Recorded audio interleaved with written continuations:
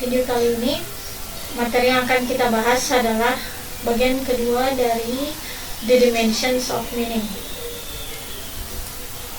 Oke, jadi ada 3 headlines, 3 topik yang akan kita bicarakan, yaitu subjudul. Yang pertama morphemes, lexical ambiguity, and the last is sentence meaning. Oke, jadi di sini saya punya beberapa lexemes.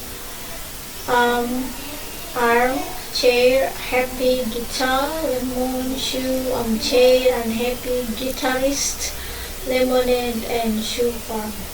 Oke, jadi semua ini adalah lexemes. Nah, perbedaannya adalah nanti di morfemnya. Jadi pada slide berikutnya akan dijelaskan ya. Nah, there are lexemes which has one or more meaningful parts. Oke, jadi ini ketutup ya, meaningful parts di sini. Oke, the technical term for meaningful part is morpheme. Jadi kata-kata yang tadi di sini itu semua punya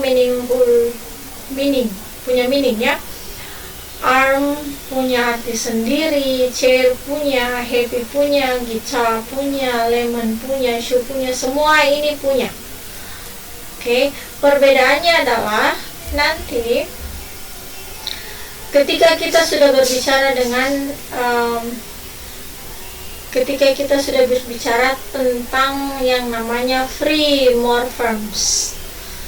Oke, arm, chair, happy, guitar, lemon, shoe are all morphemes. They are free morphemes because they occur by themselves. Jadi semuanya adalah morphem. Oke, yang membedakan adalah kata-kata ini adalah free morphem, satu morphem yang bebas. Oke, perbedaannya ada yang namanya bound morphemes. Ini ya, bound morphemes. Bound morphemes itu adalah morphem yang terikat atau tidak punya makna ketika dia berdiri sendiri dan hanya memiliki makna jika dia terikat pada kata yang free morphem.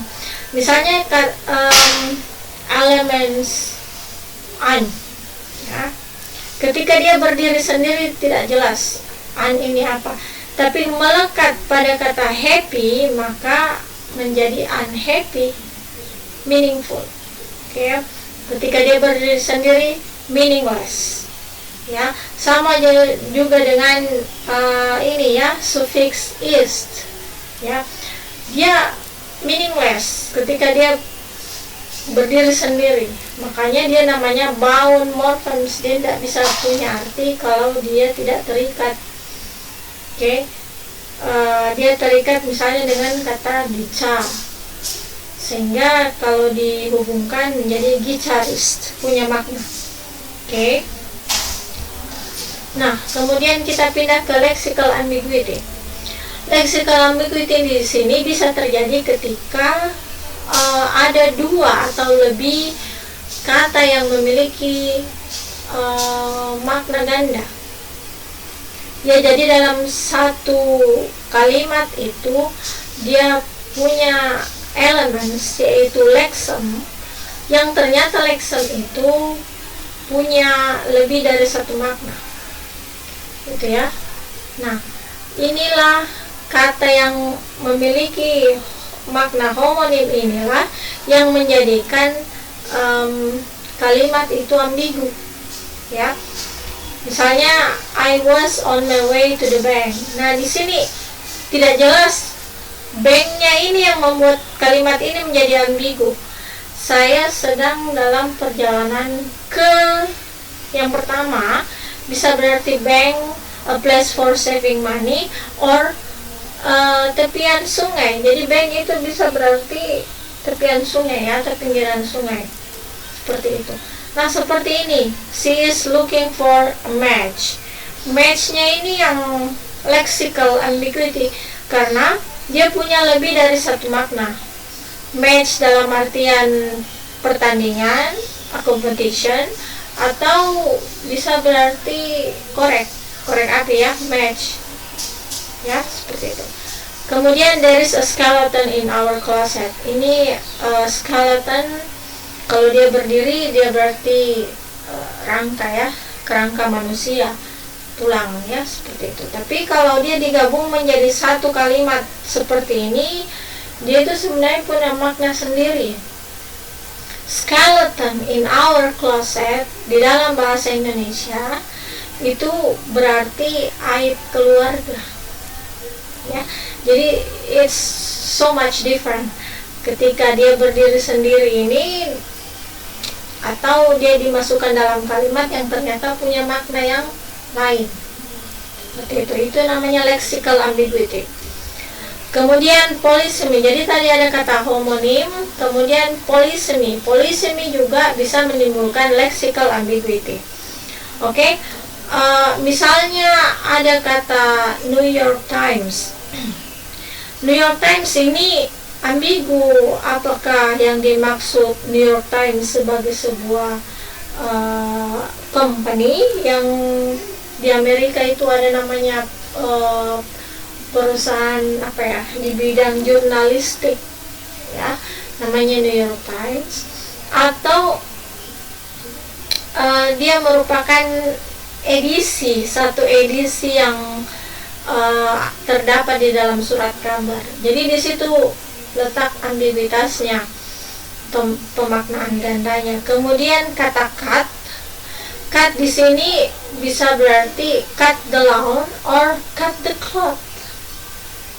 Ya, jadi makna yang ganda itu yang dikandung oleh satu kata tertentu, itulah yang menyebabkan ambiguitas di dalam kalimat. Bagaimana cara kita mengetahuinya? Oh, yang ternyata dimaksud ini, yang ternyata yang ini yang dimaksud. Maksudnya di antara kedua itu yang mana yang sebenarnya. Nah, itu tergantung dari konteks ya. Itu outside of the sentence. Oke, kita lihat keadaan yang terjadi.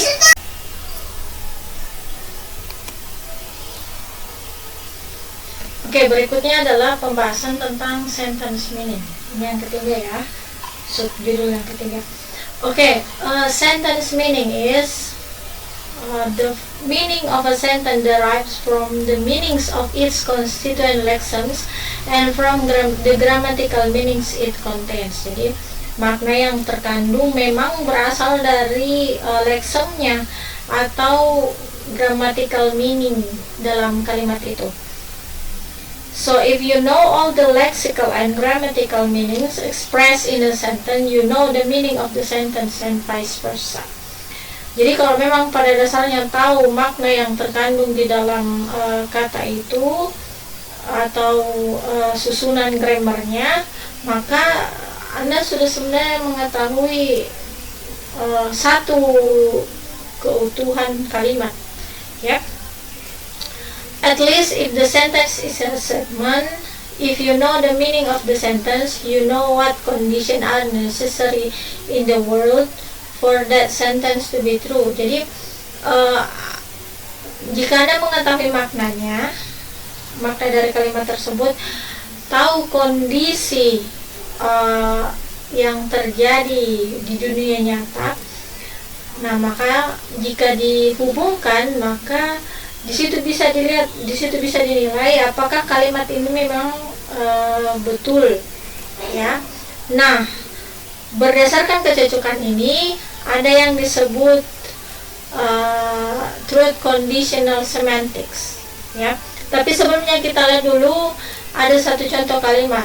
Albert Thompson opened the first flour mill in Watertown. Ya, jadi kalimat ini kita bisa nilai, oh ternyata ada namanya orang yang yaitu Albert Thompson, satu. Terus yang kedua, oh dulu ada flour mill ya di suatu daerah yang namanya Watertown. Flour mill itu pabrik tepung ya. Itu 2. Kemudian negasinya atau kontradiksinya, jika memang kalimat ini to be true, artinya memang sesuai dengan kondisi yang ada, kita bisa buat kontradiksinya, yaitu bentuk negatif dari kalimat ini. Misalnya disebutkan Albert Thomson did not open the first, dan seterusnya. Maka ini kalimat did not ini, kalimat negasi ini merupakan bentuk yang false. Ya, karena sebelumnya sudah diketahui truth condition of this sentence, bahwa betul memang pabrik tepung pertama yang ada di daerah Watertown itu didirikan oleh Albert Thomson. Ya. Jadi kita bisa membuat 3 minimal ya, meaning dari sebuah kalimat ya, berdasarkan kalimat ini. Oke. Nah, ini penjelasannya. You don't know whether this sentence is true or not, but you know that if it is true, there must exist a person named Albert Thomson and a place called Watertown. Itu logical statementnya ya. Kemudian that Albert Thomson opened a flour mill, and that there was no flour mill in Watertown before Albert Thomson opened his mill. Itu entailmentnya. Jadi logical structure-nya mengatakan bahwa dulu ada namanya seseorang yang bernama Albert Thomson, dan dialah yang pertama kali membuka pabrik tepung itu ya. Itu kemudian melahirkan entailment. Entailmentnya itu bahwa sebelum Albert Thomson membuka pabrik tepung yang pertama belum pernah ada. Oke. Nah, itu ya entailmentnya. You know that if this sentence is true, the sentence Albert Thomson did not open this flour mill in Watertown is false. Ya, ini kontradiksinya. Benar juga ya. Maksudnya bentuk negasinya ini benar. Oke. Nah, ini yang dinamakan truth conditional semantics, di mana antara pernyataan dengan kondisi yang sebenarnya itu saling berhubungan. Truth conditional semantics is based on the notion that the core meaning of any sentence is its truth condition. Any speaker of the language knows these conditions. Ya, knows, okay? This condition. Jadi bukan cuma Anda yang tahu, tapi semua orang mengetahui. Maka ini disebut truth conditional, sesuai dengan kondisi antara pernyataan linguistik dan kejadian yang sebenarnya memang berhubungan atau berkesesuaian. Intinya tidak bohong ya, seperti itu kalimatnya, itu benar dan tidak bohong. Oke, kita masuk ke selanjutnya, implicature. Implicature denotes either the act of meaning or implying one thing by saying something else. Oke. Nah, implicature ini sebenarnya makna yang tersirat. Lain dikatakan, lain dimaksud, tapi bukan berarti negatif ya, gitu. Dia makna yang memang membutuhkan penalaran ketika kita harus mengetahuinya atau memahaminya.